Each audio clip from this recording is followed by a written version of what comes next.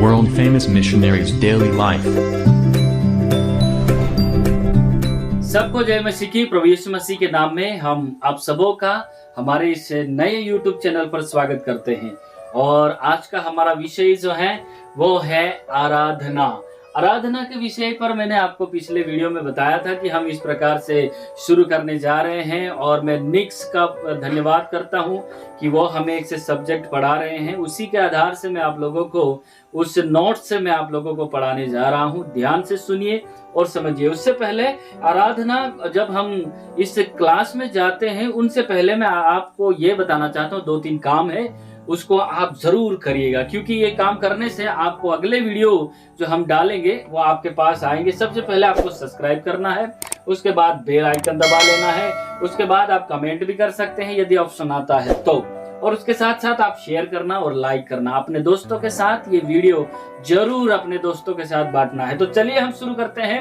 आज का हमारा विषय क्या है आपको मालूम है? सबसे पहले हमने देख लिया है कि आराधना की उस आराधना के हिसाब से हम आराधना के उस क्लास के अंदर में हम पहली बात देखने जा रहे हैं आराधना की परिभाषा क्या है। वो मैं आपको आने वाले दिनों में या आज ही हम इसको कवर करेंगे। धीरे धीरे हम आगे सीखते जाएंगे कि पहला जो विषय होगा वो हमारा आराधना की परिभाषा पर होगा, और दूसरा जो होगा वो स्तुति और आराधना के बीच का अंतर के बारे में हम देखने जा रहे हैं, और जो तीसरा जो होगा वो सच्ची आराधना क्या है, इसके आधार पर हम बात करेंगे, इसके आधार पर हम सीखेंगे और समझेंगे। और चौथा जो होगा वो आराधना के अगुवे की भूमिका, जो आराधना करवा रहा है उस अगुवे की भूमिका के बारे में हम देखने जा रहे हैं। और पांचवा जो होगा वो आराधना मंडली में गैर मसीही, इसके बारे में भी हम देखने जा रहे हैं, सोचने जा रहे हैं। तो ध्यान से देखिएगा। ये जो हैं ये 5 से 7 8 प्रकार के जो क्लासेस हैं उसके हिसाब से हम एक आराधना की परिभाषा पर एक क्लास होगा, दूसरा स्तुति आराधना के बीच के अंदर पर एक क्लास होगा। इस प्रकार से हम क्लास करेंगे। छठवा है अदन के बगीचे में आराधना। अदन के बगीचे में आराधना, इसके बारे में भी हम सीखने जा रहे हैं, इसके बारे में भी हम आने वाले वीडियो में देख सकते हैं। और सातवां है कलीसिया में आराधना का महत्व। क्या है कलीसिया में आराधना का महत्व। और आठवां है, और हम देखने जा रहे हैं कि अगले क्लासेस में हम इस बातों को ध्यान से पढ़ेंगे और सुनेंगे और समझेंगे। तो चलिए हम शुरू करते हैं। पहला जो है वो आराधना की परिभाषा। आराधना का जब शब्द आता है तो उसमें हमें ये जानना बहुत जरूरी है कि सबसे पहले हमें हमारे जीवन में परमेश्वर को ऊंचा उठाना होता है। इसी के साथ आराधना की परिभाषा की उसके अंदर में ये सारी बातें आती हैं। और दूसरा जो है वो परमेश्वर को प्रकट करना या दर्शाना होता है। और तीसरा जो है वो परमेश्वर का आमना सामना करवाना है। और चौथा जो है वो आराधना एक घटना या इवेंट है। और पांचवा जो है आराधना हर दिन या हर समय करने के लिए होता है। तो इस आधार पर हम ये आराधना की परिभाषा के अंदर में ये 5 बातों को अभी हम ध्यान करने जा रहे हैं। तो हम जरूर इस वीडियो को आप जरूर देखिए और अपने दोस्तों को भी भेजने के लिए या शेयर करने के लिए मत भूलिएगा। तो चलिए हम सुनते हैं और ध्यान से देखते हैं। जब हम देखते हैं आराधना की परिभाषा, आराधना जब हम ये आराधना जो शब्द आ जाता है तो हमारे विचार में क्या आता है, हम क्या सोचते हैं और क्या कहते हैं। आराधना एक बहुत, जब आराधना की बात आती है तो हम आप या मैं या जो आराधना करने वाले व्यक्ति क्या सोचते हैं, आराधना के बारे में क्या सोचते हैं। सबसे पहले वे लोग सोचते हैं कि अच्छा साउंड होना चाहिए, अच्छा बजाने वाला होना चाहिए, अच्छा रॉक म्यूजिक होना चाहिए, गाने वाले होने चाहिए, ओ फर्स्ट क्लास, या ऐसे रिदम बजाने के लिए या सब कुछ बजाने के लिए सारा सिस्टम होना चाहिए। ये हर एक व्यक्ति की सोच आजकल बन गई है, और कलीसिया में यही सारा सोच या विचार बन चुका है, क्योंकि लोगों को इसके बिना आराधना करने की कोई मजा नहीं आता है। आराधना करने के लिए लोगों को यदि ये चीज नहीं है तो उनको अच्छा नहीं लगता है, आराधना में मजा नहीं आया, ऐसे शब्द सुनने को आता है। रॉक म्यूजिक होना चाहिए, और उसके साथ साथ जब जाके ये लोग हैं या फिर कलीसिया में आराधना कर पाते हैं। लेकिन ध्यान से सुनिएगा, आराधना में सबसे पहले शामिल है परमेश्वर को ऊंचा उठाना। क्या बाजा बजाना होगा तब परमेश्वर को ऊंचा उठा सकते हैं? क्या अच्छा साउंड होगा तब परमेश्वर को ऊंचा उठा सकते हैं? नहीं। मेरे प्रियो, अपने जीवन से परमेश्वर को ऊंचा उठाना है। दूसरी बात, जब हम देखते हैं तो हमेशा क्या, निर्गमन 15 उसका 2 वचन क्या कहता है, ध्यान से सुनिएगा।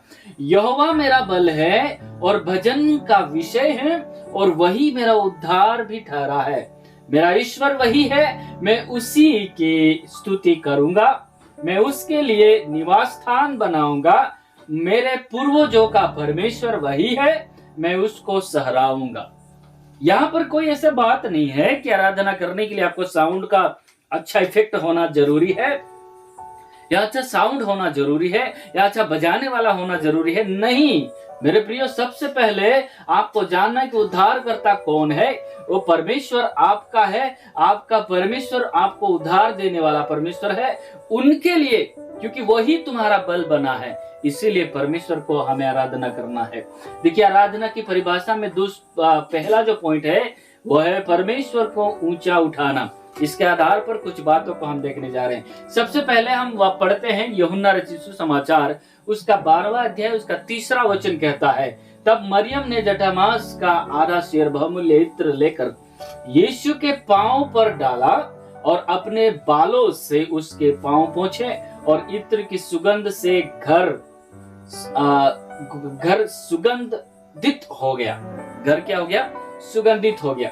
तो जब हम देखते हैं इस चित्र को, जब हम देखते हैं तो इससे कई बातें हम जान सकते हैं, कई बातें हम मनन कर सकते हैं कि आराधना यानी ये दर्शाता है कि परमेश्वर को अपने जीवन में ऊंचा उठाना। बहुमूल्य इत्र डाल करके अपने बालों से वो उसके पैरों को पोंछ रही है। बाकी लोग गलत भी सोच रहे होंगे, हो सकता है, लिखा भी है। हाँ, कुछ लोगों के कहीं वचनों में जब हम देखते हैं तो ये सारी बातें हमें देखने को मिलती है। लेकिन परमेश्वर प्रभु यीशु मसीह ने उनके अपराधों को क्षमा किया। इसी के साथ साथ हम दूसरी बात को देखते हैं कि परमेश्वर को प्रकट करना या दर्शाना। इससे हम बाइबल में बहुत सारे सबूत को पाते हैं।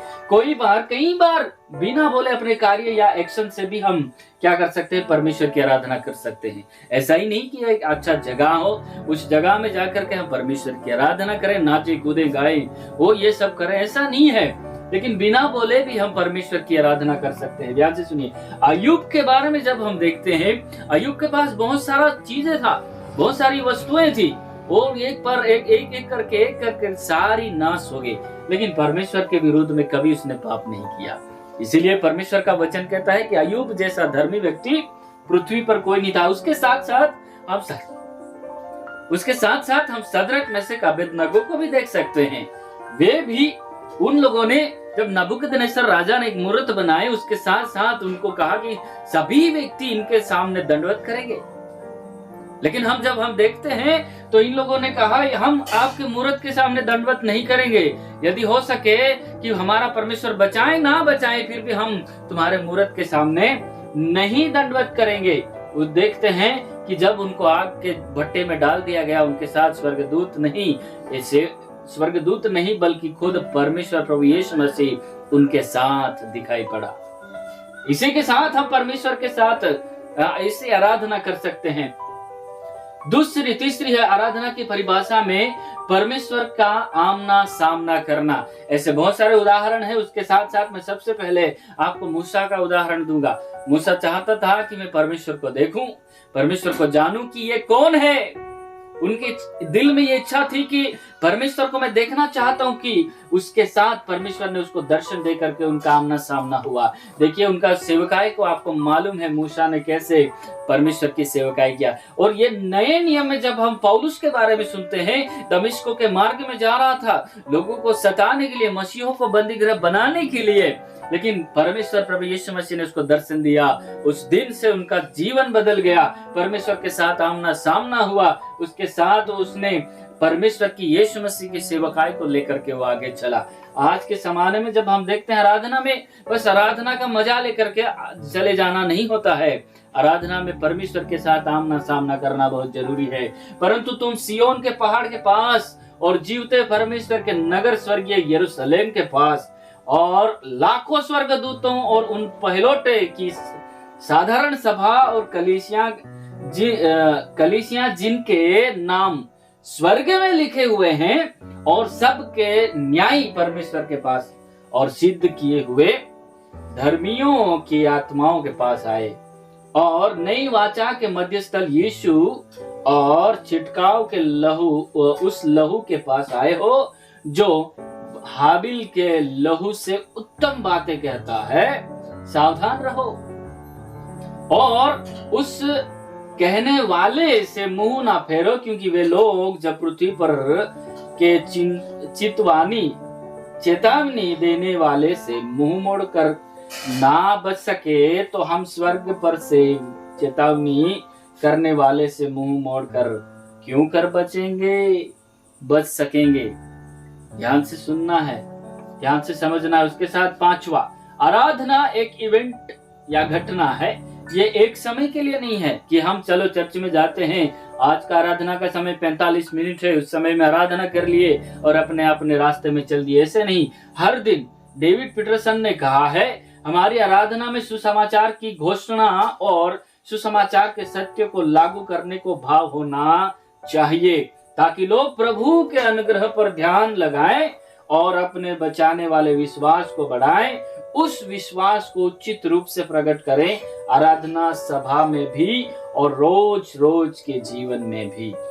ये है, हमें एक दिन आराधना करके समाप्त नहीं करना। आपके जीवन चरित्र में हर पल में आप परमेश्वर की आराधना में रहते हैं, आप परमेश्वर के साथ आमना सामना। World Famous Missionaries Daily Life